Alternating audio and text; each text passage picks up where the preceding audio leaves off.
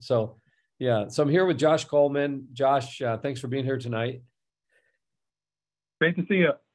And so last year, we did timber framing, and we're going to add timber framing again to the Summer Guild again this year, second week in July. And thanks for coming back as one of our master teachers. Oh, I can't wait. It's going to be great. So at the end of last year, I mean, we bit off more than we could chew, didn't we? That's one way to say it. Yeah. But the facility, the pavilion is finished. We're putting the roof on actually this coming week. Oh, wonderful. We're going to put cedar shakes on the roof. What do you think of that? Oh, great. I'm so pleased. That's perfect. Yeah. Yeah. You don't want to put on a building that beautiful. You don't want to put, your typical asphalt shingles on there. Right. Yeah. No, that's a great choice. Yeah. Nor do I want metal on it either. Yeah. It'll fit in perfectly with the beautiful landscape and the waterfall and all the flowers around there. It'll be really nice. Oh, yeah. Okay. So last year we took on this huge, the undertaking of building a 24 by 36 foot pavilion, a timber frame pavilion, which is meaning timber frame means no screws, no nails, and you're kind of putting it together with different wooden dowels and drilling the holes and so forth. And I remember getting the wood ready for you. That in itself was an amazing task, getting all the wood. Right. I know you guys worked so hard to get that all those timbers up to the job site. Yeah, we brought in, I think, close to 4 trailerfuls of lumber. It was, they were 10 by 10s, 10 by 12s, 8 by 8s. There was a lot there. So so there's something, I don't know, majestic about timber frame. So why are you yourself involved in timber framing for a living? And you got some exciting things to talk about. You went to a something up in, was it Maine or New Hampshire this year? You went to go and be a part of a guild? Right. Yeah. So I'm part of a national timber framers guild, and we meet once a year and get together. And there's timber framers from all over the country that come and share their wisdom and just talk about stuff that goes right and goes wrong, and we all learn from each other. It's a really neat experience. So it was up in Burlington, Vermont last fall, and we had a great time just getting to talk shop a little bit and learning some new things. Well, was there any takeaways that you could share with the group tonight? I think just generally, it's very invigorating to kind of just to see other people doing the similar work. I would say there was a lot of, I'm an engineer, so there was a whole engineering track about some research about certain joinery. So timber framing in general is just a method of connecting structural timbers. And so we typically use wooden joinery, tenons and mortises, and like you said, the wooden pegs hold it all together. It's a very old craft, but there's not a lot of sort of research about the specifics of the joinery. So there's a lot of young people doing like research projects about the capacity of certain joints and which one is better based on testing. And so they're kind of just validating a lot of things that have been age-old ideas, but being able to prove them, and then that gives it a little more legitimacy in the codes and that kind of stuff. So some really interesting research reports that we learned a lot from. Did the Amish use timber framing to build the Ark for the Noah's Ark? Absolutely. That's what they used completely, right? There was still a lot of steel connections there, but there was a good bit of good wooden connections and bearing shoulders, and cool. For sure. I haven't talked to you about this yet, but I think you're going to like this idea. So last week on our way back from church, I've always liked to take a new route coming home, and I think Nina, did she send you some of the photographs of what we saw?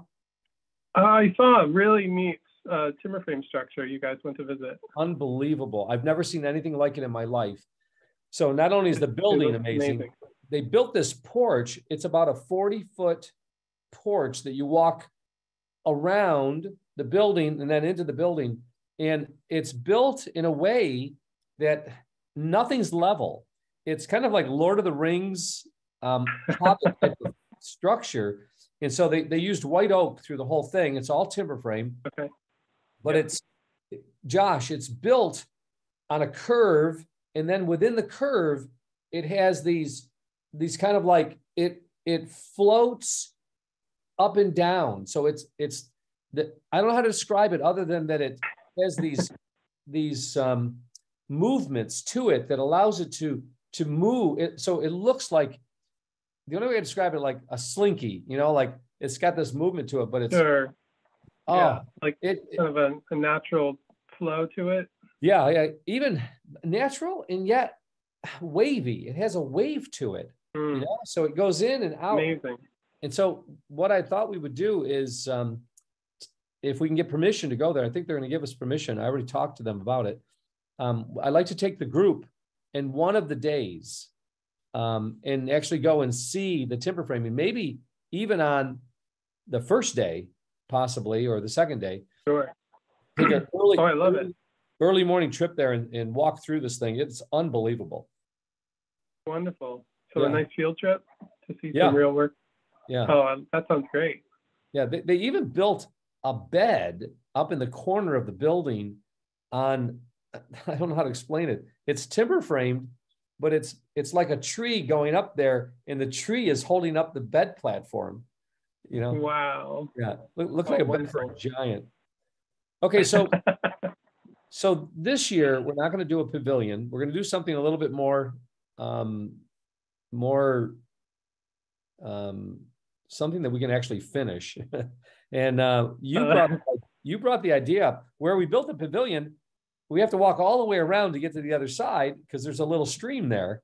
And so you decided to share what you want to do.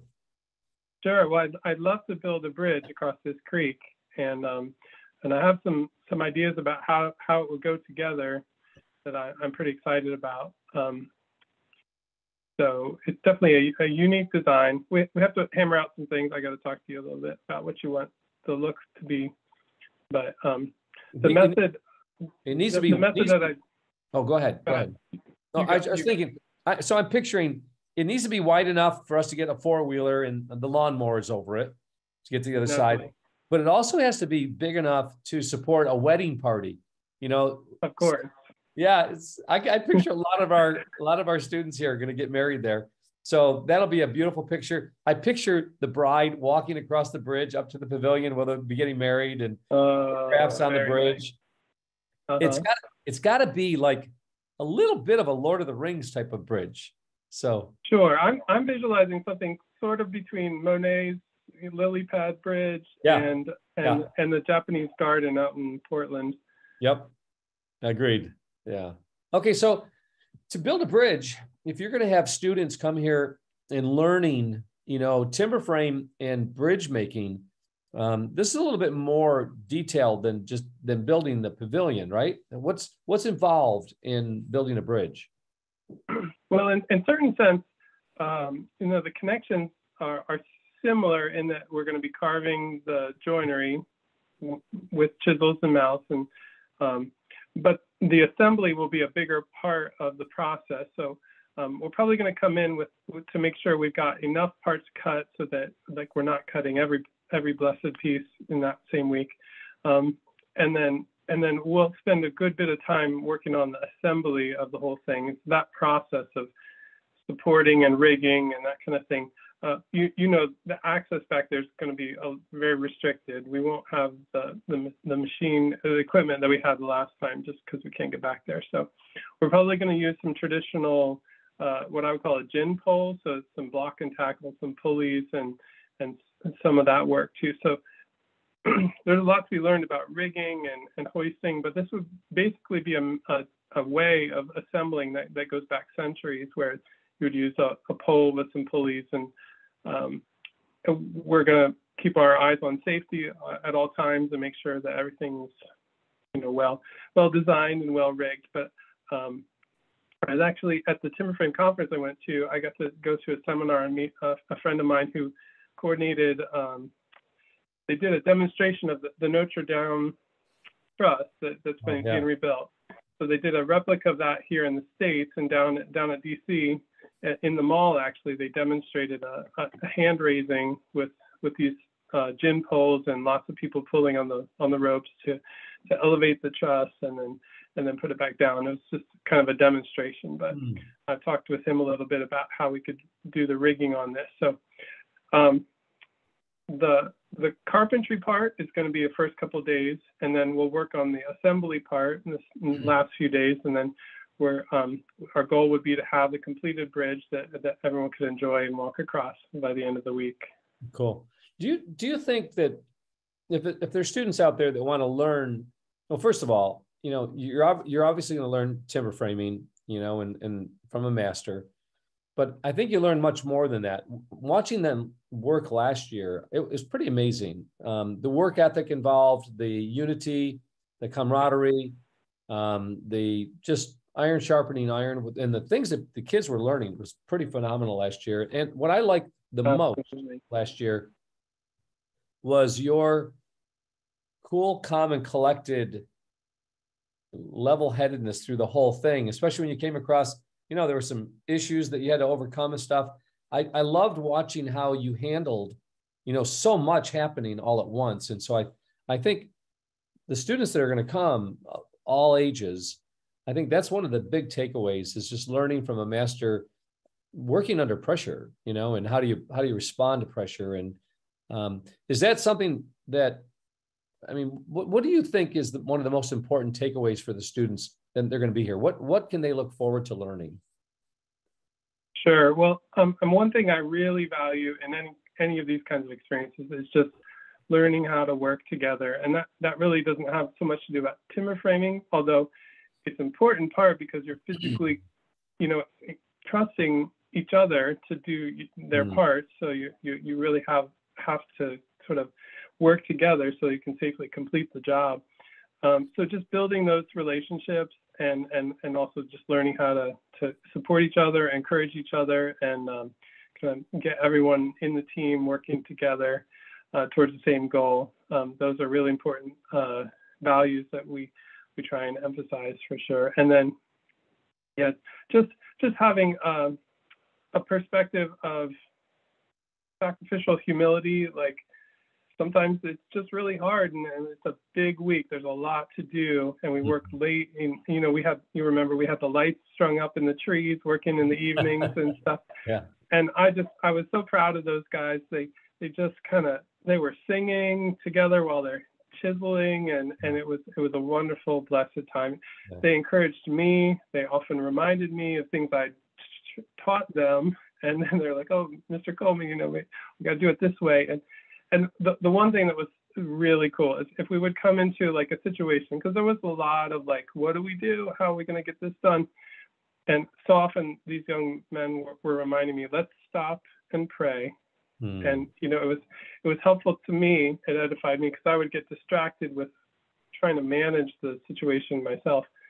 And what an encouragement it was. So we would stop and pray and ask God to bless us. And he did in so many ways. It was amazing. That's great. And we ended up hiring one of your students. Yes, indeed. It sounds like your plan is working out. Yeah. It sure is working out. I'm so praise the Lord. So I don't know how I did it all those years. Taking care of all of the maintenance around here. Okay, so are we going to be working with two questions? One, do the students need their own tools?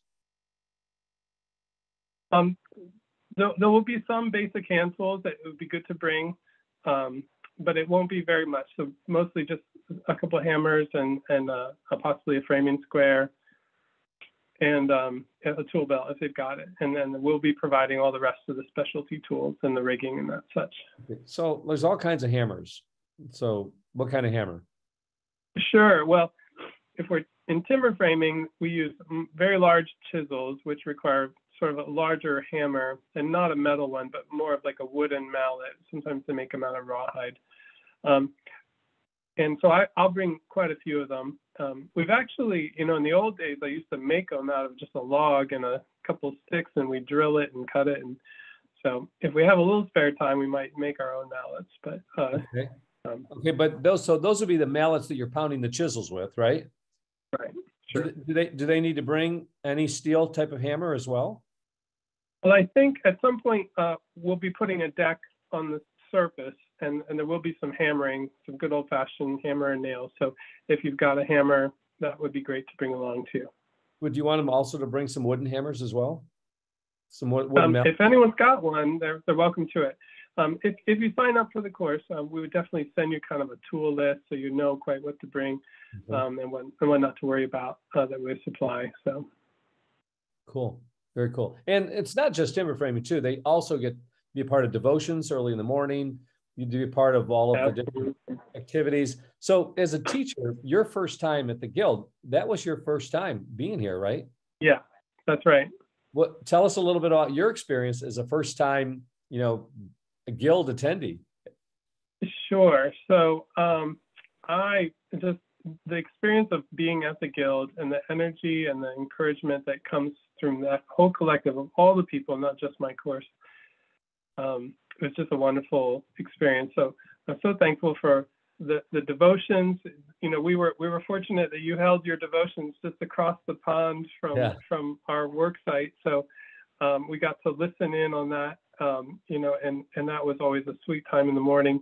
And then, of course, I'm assuming maybe the meals will be up at the same location. So our guys were able to be first in line for the food. But what's interesting, they were always pushing and kept working, and so they were oftentimes the last ones to get to eat. Not that eating was the most important highlight of the. Josh, guess where we're going to eat this year? Tell me. In the pavilion. Oh, wonderful! That'll be great. Yeah, it's going to be fun. Sweet. I can't wait. What a blessing. Yeah, that'll be fun.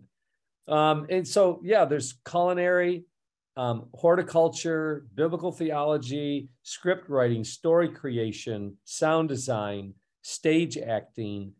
There's so much more. And so it's not just the timber framers, but everybody that's here, they get to meet everybody. There's just this amazing weaving together of new ideas. And what I love about the Guild is that these students, they end up having these relationships for the rest of their lives, and yeah. 2 years ago, we ended up hiring eight students that were part of Guild and are now on staff.